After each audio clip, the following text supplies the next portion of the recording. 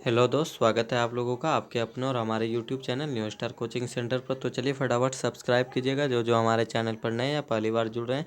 तो हमारे जितने भी भाई बहन इस वीडियो को देख रहे हैं तो उससे एक अनुरोध है कि इस वीडियो को शुरू से अंत तक देखिएगा, क्योंकि बता दें ये मॉडल पेपर है और ये 2021 important question all VVI objective question होगा। ठीक है, और ये बता दें साइंस का है, क्लास 10th का। ठीक है, तो वीडियो में शुरू से अंत तक बने रहिएगा और जो भी क्वेश्चन का आंसर आपको मालूम होगा तो वह कमेंट बॉक्स में ज़रूर दीजिएगा, ताकि हमको और खुद आपको भी पता चले कि आप कितने लेवल में कितने, यानी कि 48 में कितने क्वेश्चन आपको आता है। ठीक है, तो चलिए स्टार्ट करते हैं। आप लोग ध्यान से शांत जगह और शांत माहौल में पढ़िएगा तो ज़्यादा बेटर होगा, है ना। चलिए, तो फर्स्ट नंबर क्वेश्चन देख रहे हैं और देखिए बता दें कि मॉडल पेपर को कभी मत छोड़िएगा। ठीक है, क्योंकि मॉडल पेपर क्या होता है, आपको पक्का 80 यानी कि 80% क्वेश्चन मैच कराएगा आपके फाइनल एग्जाम से। ठीक है, तो चलिए स्टार्ट करते हैं। फर्स्ट नंबर क्वेश्चन है कि 100 वाट और 220 वोल्ट के विद्युत बल्ब के तंतु का जो है प्रतिरोध कितना होगा। तो इसका राइट आंसर आपको बता दें फर्स्ट नंबर का 484 ओम। ठीक है, चलिए आगे देखते हैं। इंद्रधनुष में कितने रंग होते हैं। तो इंद्रधनुष में 7 रंग होते हैं। ठीक है, आपको बता दें इंद्रधनुष में कितने रंग होते हैं दोस्त, 7 रंग। और बता दें यदि इंद्रधनुष के बारे में और डिटेल से पढ़ना है ना, तो आपको इस चैनल के माध्यम से बहुत ही अच्छी तरह से ये भी समझाया जाएगा इंद्रधनुष में कितने रंग, कौन किरण का झुकाव, यानी पूरा उसका पूरा ब्यौरा देखने के लिए इस चैनल को सब्सक्राइब कीजिए और जाकर वीडियो लिस्ट में देख लीजिए। उसका थंबनेल लगा होगा, आपको ज़्यादा खोजना नहीं पड़ेगा और उसे आप देख लीजिएगा। ठीक है, कोई भी चीज़ केवल इंद्रधनुष ही नहीं, आप ये मत समझिएगा केवल इसमें ऑब्जेक्टिव, सब्जेक्टिव भी होता है। अभी फिलहाल ऑब्जेक्टिव हो रहा है, पहले सब्जेक्टिव हो चुका है हर विषय का, और उसके बाद फिर यानी कि 15 दिन के बाद आपका फिर से यानी सब्जेक्टिव स्टार्ट होगा। तो आपको हमारे भाई बहन को जिस भी विषय में जो भी चीज़ में दिक्कत हो तो हमें अब अपना बड़ा भाई समझकर या एक टीचर समझकर ज़रूर कमेंट बॉक्स में लिखिएगा, आपको पूरा सॉल्यूशन हम देंगे। ठीक है, तो अगला क्वेश्चन है घरेलू विद्युत परिपथ में विद्युन्मय तार यानी पॉजिटिव धनात्मक तार जिसे हम गर्मी कहते हैं, उसका रंग कैसा होता है। तो इसका राइट आंसर आपका हो जाएगा लाल। और अगला है कि ककारापार नाभिकीय विद्युत संयंत्र किस राज्य में है। तो ये देखिए विद्युत संयंत्र 5 है, आपको पांचों में से कोई एक जरूर आएगा। ठीक है, और उसे देखने के लिए आप ऑब्जेक्टिव क्वेश्चन देखिए, जो कि आपको प्ले लिस्ट में यहाँ सजेशन में आपको दिखेगा लास्ट में, उसमें आप देख सकिएगा। तो इसका जो राइट आंसर हो जाएगा वो हो जाएगा गुजरात। ठीक है, चलिए आगे बढ़ते हैं हम लोग। अगला क्वेश्चन है कि किस दर्पण का फोकस दूरी ऋणात्मक लिया जाता है। तो आपको बता दें ऋणात्मक फोकस दूरी जो है, अगर दर्पण की बात करें तो आपको राइट आंसर हो जाएगा आपका अवतल दर्पण, और यदि लेंस का बात करता तो आपका हो जाता उत्तल। ठीक है, याद रखिएगा। ऋणात्मक कुछ भी पूछे, चाहे दर्पण हो या लेंस, आप याद रखिएगा अवतल ही होगा। ठीक है, अवतल। ठीक है, और अगर पॉजिटिव यानी धनात्मक पूछे तो वह उत्तल हो जाएगा, चाहे दर्पण रहे या लेंस, सेम सेम पोजीशन। ठीक है, अगला लेंस का फोकस दूरी एफ और वक्रता त्रिज्या आर में क्या संबंध है। तो इसका राइट आंसर हो जाएगा एफ बराबर r/2।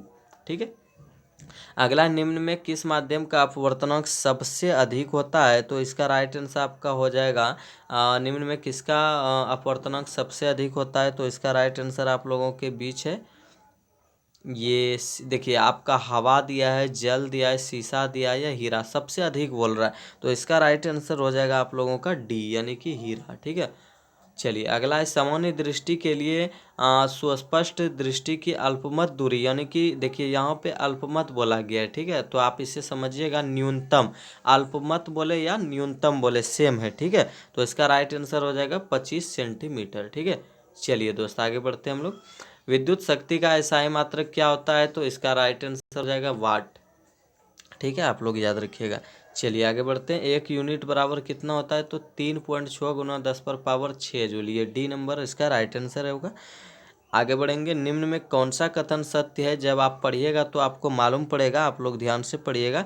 तो एक बार हम भी बता देते हैं कि विद्युत जनित्र वैद्युत चुम्बकीय प्रेरण पर कार्य करता है, ये गलत है। अगला कि यहाँ पे आपको ध्यान दीजिएगा, विद्युत जनित्र वैद्युत चुम्बकीय प्रेरण पर कार्य करता है, तो ये राइट है। ठीक है, सही होगा। विद्युत मोटर विद्युत ऊर्जा को देखिएगा, विद्युत मोटर जो विद्युत ऊर्जा को यांत्रिक ऊर्जा में बदलता है, ये भी सही है। चुंबकीय बल रेखाएं परस्पर नहीं काटती एक दूसरे को, ये भी सही है। हरे विद्युत रोधन वाला तार विद्युन्मय तार होता है, ये आपको पकड़ के रखना। आपको अभी अगले पिछले क्वेश्चन में बताएं कि विद्युन्मय तार जो होता है वह लाल होता है। कैसा होता है? लाल होता है, परंतु यहाँ क्या दिया? हरा। तो आपको पता लगाना यहाँ पे ये गलत है, तो आपका ये ऑप्शन में ये सही होगा, क्योंकि यहाँ क्वेश्चन बोल रहा है कि निम्न में कौन सा कथन सत्य नहीं है। आगे कि फ्लेमिंग के वाम हस्त नियम के अनुसार जो है क्या हो रहा है, तो इसका राइट आंसर आपका हो जाएगा सी नंबर। चलिए इसका आगे क्वेश्चन देखेंगे हम लोग।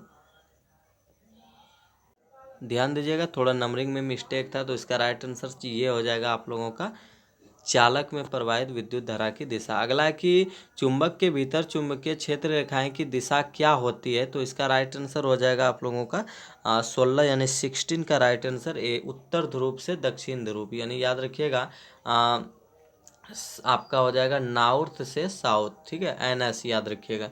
अगला नाभिकीय ऊर्जा का स्रोत निम्न में कौन है, तो इसका राइट आंसर हो जाएगा यूरेनियम। उसके बाद देखते हैं हम लोग, ये 17 नंबर हो गया। जिप्सम का रासायनिक सूत्र क्या होता है, तो ये बहुत इंपॉर्टेंट है। जिप्सम और एक प्लास्टर ऑफ पेरिस, ये दोनों इंपॉर्टेंट होता है।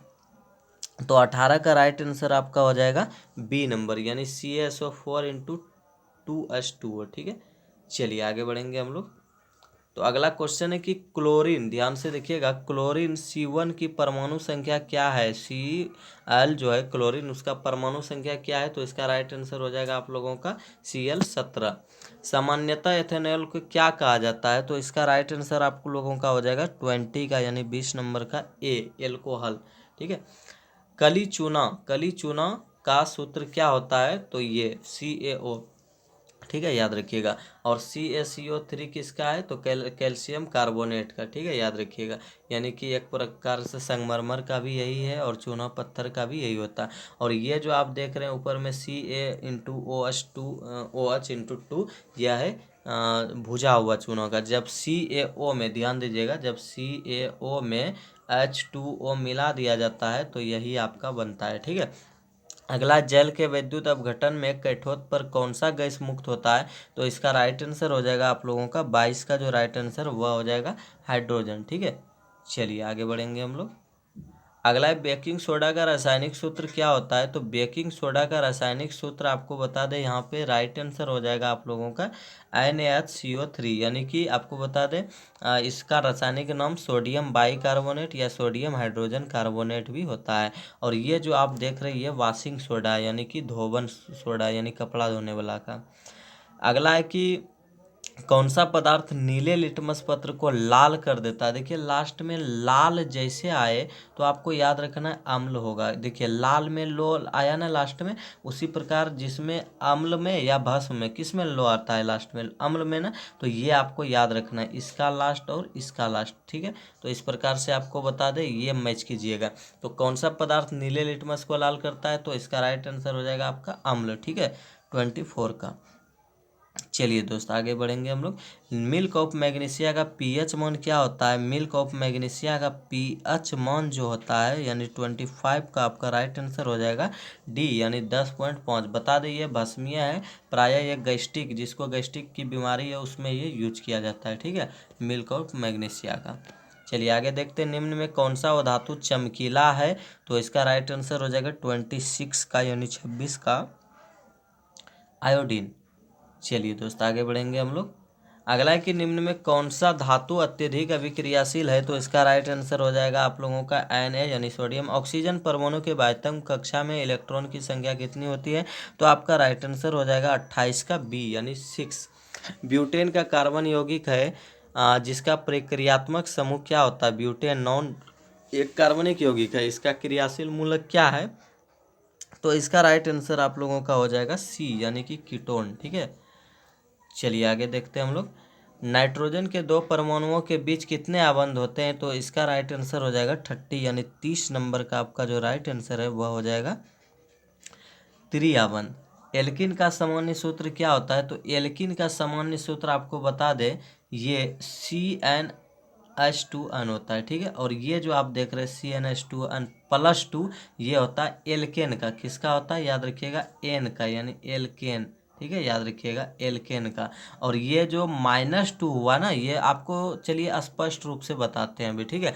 देखिएगा पहले क्या होता है, एल्केन, फिर एल्किन, फिर एल्काइन। और देखिए ये CnH2n सभी में रहेगा, ठीक है, याद रखिएगा। लेकिन जब एल्केन रहेगा शुरुआत वाला, स्टार्ट वाला एन, तो उसमें +2 सिर्फ हो जाएगा, यानी कि ये जो है ये एल्केन का है। और यदि एल्किन है तो ये सामान्य CnH2n यही होगा। और यदि एल्काइन बोला जाए, लास्ट वाला आयन वाला, तो इसका हो जाएगा CnH2n-2। बस ये आप याद रखिएगा केवल कि शुरू वाला जो होगा +2 होगा, फिर कुछ नहीं होगा, फिर -2 होगा, ठीक है। चलिए आगे देखते हैं। आधुनिक आवर्त सारणी में आवर्तों की संख्या कितनी है? 7। आपको बता दें, बार बार बता रहे हैं दोस्त, कि ये वाला जो रेखा आप देख रहे हैं, ये खड़ी रेखा जो है, यानी कि ऊर्ध्वाधर जो है पृथ्वी पर, यह होता है वर्ग। इसको क्या बोलते हैं? वर्ग या समूह। ये 18 होता है। कितना होता है दोस्त? 18। जब आप देखिएगा तो ध्यान से। और यदि ये वाला, ये देखिए, पृथ्वी के समानांतर खींची गई रेखा को क्षैतिज रेखा कहते हैं। और यही क्षैतिज कतार जो है आधुनिक आवर्त सारणी में, यही कहलाता है आवर्त। ये टोटल 7 है। कितना है? 7। तो वही आपको क्वेश्चन पूछ रहा है कि आधुनिक आवर्त सारणी में आवर्तों की संख्या कितनी है? 7। और 18 जो है यह वर्ग है, याद रखिएगा। 18 क्या है? वर्ग है, ठीक है। चलिए दोस्त आगे बढ़ेंगे हम लोग। समूह में ऊपर से नीचे जाने पर, यानी कि आधुनिक आवर्त सारणी में समूह में, किसी भी एक समूह में ऊपर से नीचे जाने पर परमाणु आकार में क्या परिवर्तन होता है? तो इसका राइट आंसर हो जाएगा परमाणु साइज बढ़ता है। ये बहुत इंपॉर्टेंट है। कौन सा एंजाइम इमलिशीकृत वसा का पाचन करता है? तो इसका राइट आंसर हो जाएगा आप लोगों का C, यानी लाइपेज। लाल रक्त कणिकाओं को लाल कौन बनाता है? तो इसका राइट आंसर हो जाएगा लोहा के यौगिक, याद रखिएगा, जिसे हम आयरन कहते हैं। और जब आपके शरीर में दोस्त आयरन की कमी हो जाएगा, तो आप याद रखिएगा आपको एनीमिया रोग हो जाएगा, ठीक है। इनमें कौन फल पकाने के लिए प्रयुक्त किया जाता है? तो राइट आंसर एथिलीन। ये पादप हार्मोन भी है, ठीक है। चलिए आगे बढ़ते हैं हम लोग। अगला है कि वह प्रक्रम जिसके द्वारा जीव अपने जैसी संतानों की उत्पत्ति करता है, वह क्या कहलाता है? तो इसका राइट आंसर हो जाएगा आप लोगों का A, यानी कि जनन।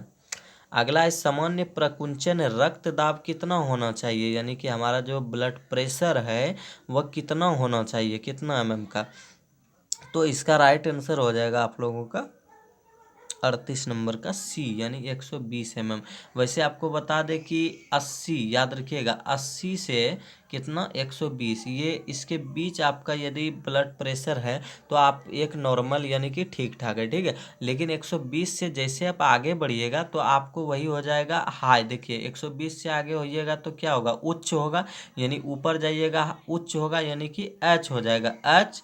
और B से ब्लड और P से प्रेशर, यानी कि वही HBP होता है। और जब आपका यानी कि सामान्य प्रकुंचन जो, यानी कि ब्लड प्रेशर जो है, उसका दर 80 से कम हो जाएगा तो आपको हो जाएगा लो, यानी कि न्यून होगा। नीचे जाइएगा तो लो होगा, तो LBP, ठीक है, याद रखिएगा। तो इस प्रकार से आपको समझा देते हैं। LBP मतलब, सॉरी आप याद रखिएगा, यहाँ थोड़ा सा मिसिंग हो रहा है। LBP इसका मतलब हुआ दोस्त लो ब्लड प्रेशर, ठीक है। याद रखिएगा न्यूनतम यानी कि प्रकुन ये यानी कि रक्तदाब, ठीक है, याद रखिएगा आपका लो हो जाएगा। कब? जब 80 से आप नीचे जाइएगा। और यदि 120 से ऊपर गए तो आपको हो जाएगा HBP, यानी कि हाई ब्लड प्रेशर, ठीक है। चलिए आगे देखते हैं हम लोग। तो यहाँ पे इसका राइट आंसर हो जाएगा आप लोग का 120 तक ही होना चाहिए, उसके नीचे होना चाहिए 80 के 20, ठीक है। तो आपका इसमें दोनों आंसर राइट है, लेकिन जब आपका दोनों ऑप्शन अलग अलग दिया रहेगा तब आप क्या कीजिएगा? 120 में मारिएगा, ठीक है। चलिए अगला है, पत्तियों में प्रकाश संश्लेषण द्वारा तना भोजन पादप के अन्य भागों में किसके द्वारा भेजा जाता है? तो इसका राइट आंसर हो जाएगा फ्लोएम, याद रखिएगा। देखिएगा आप कैसे, आप बोलिएगा कि सर इसका हमको ट्रिक दीजिए, तो चलिए ट्रिक का तो हम बहुत ही, यानी इस सब में नॉलेज देते हैं ट्रिक का। तो आपको बता देखिएगा, भोजन का बात हो रहा है ना, तो भोजन का इंग्लिश क्या होता है? FOOD फूड होता है ना। तो आप उसी प्रकार ऐप से याद रखिएगा, क्या ऐप से फ्लोएम होगा या जाइलम होगा? फ्लोएम होगा ना, तो आपको याद रखना है भोजन का जो स्थानांतरण करता है वह कौन करता है, फ्लोएम। तो इसका राइट आंसर फ्लोएम। और जाइलम जो है, जाइलम क्या करता है पता है, जल सब खाद्य यानी जल और ये सब यानी केवल जल के लिए उत्तरदायी। बाकी जितना भी खाद्य पदार्थ हुआ यानी भोजन हुआ पेड़ पौधा का, उसको कौन करेगा, फ्लोएम। ठीक है, याद रखिएगा आप लोग। तो 39 का राइट फ्लोएम। उस पौधे का नाम बताए जो कलम द्वारा कायिक प्रवर्धन को प्रदर्शित करता है इनमें से। तो देखिए धान का कभी सुने कलम लगता है, गेहूं का सुने नहीं। तो इनमें राइट आंसर गुलाब। गुलाब फूल का आप खुद कलम लगाए होंगे कभी। ठीक है, चलिए आगे बढ़ेंगे हम लोग। अगला सवाल है, काला जार बीमारी किस रोगजनक के कारण होता है। तो इसका राइट आंसर हो जाएगा आपको 41 का बी यानी लसमिनिया। ये इंपॉर्टेंट क्वेश्चन है। निम्न में कौन सा द्विलिंगी पुष्प है। तो इसका राइट आंसर हो जाएगा 42 का ए गुलाब फूल। उसके बाद मानव में घ्राणग्राही स्थित होता है कहाँ। तो इसका राइट आंसर हो जाएगा नौकों में। ठीक है, याद रखिएगा। और अगला एक, हमारे शरीर की सभी ऐच्छिक क्रियाएं जो है वह उस पर नियंत्रण जो रखता है वह कौन। तो इसका राइट आंसर हो जाएगा अनुमस्तिष्क। ठीक है, याद रखिएगा अनुमस्तिष्क या सेरिब्रम। चलिए आगे है, जंतुओं में वृद्धि हार्मोन स्रावित होता है कहाँ से। तो वृद्धि हार्मोन पीयूष ग्रंथि से, जिसे हम लोग मास्टर ग्रंथि भी कहते हैं, ये याद रखिएगा। ठीक है, पिट्यूटरी ग्रंथि, पीयूष ग्रंथि या मास्टर ग्रंथि या वृद्धि वृद्धि करने वाला ग्रंथि, यही है। ठीक है, आपको याद रखिए रखना है यहाँ पे। अगला है कि आनुवंशिकता का सिद्धांत किसने प्रतिपादित किया। तो इसका राइट आंसर हो जाएगा आप लोगों का मेंडल ने। स्त्रियों में लिंग गुणसूत्र कौन होते हैं। तो इसका राइट आंसर हो जाएगा एक्स एक्स। ठीक है, और पुरुष में एक्स वाई। निम्न में कौन जैव निम्नीकरण कचरा है। तो इसका राइट आंसर हो जाएगा 48 नंबर का डी यानी टिश्यू पेपर। ठीक है, याद रखिएगा। देखिए जैव निम्नीकरण का मतलब क्या हुआ, जैव मना जो कि जैविक चीज हो यानी कि सड़ गल जाए। ठीक है, यहाँ आप प्लास्टिक पॉलीथीन या थर्मोकोल ये कभी नहीं सड़ता या गलता, ये ज्यों का त्यों रह जाएगा, आप कितनों दिन रख दीजिए। ठीक है, तो ये और वो जैव कहता तो फिर यही सब होता जो नहीं सड़ता गलता हो मिट्टी में, और जैव कहेगा तो जो सड़ता गलता हो। तो उम्मीद करते हैं आपको बहुत ही अच्छा लगा होगा ये ऑब्जेक्टिव क्वेश्चन मॉडल पेपर का। तो बता दे दोस्त, ये आपका 5वां मॉडल पेपर था। ठीक है, कौन सा मॉडल पेपर था, 5वां।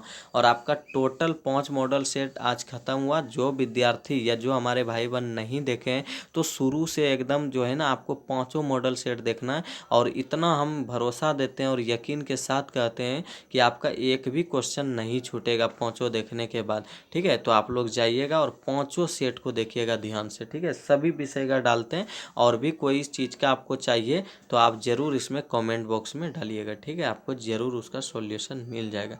चलिए तो गुड बाय। अगले विषय के अगले मॉडल पेपर के साथ फिर मिलते हैं, तब तक के लिए गुड बाय।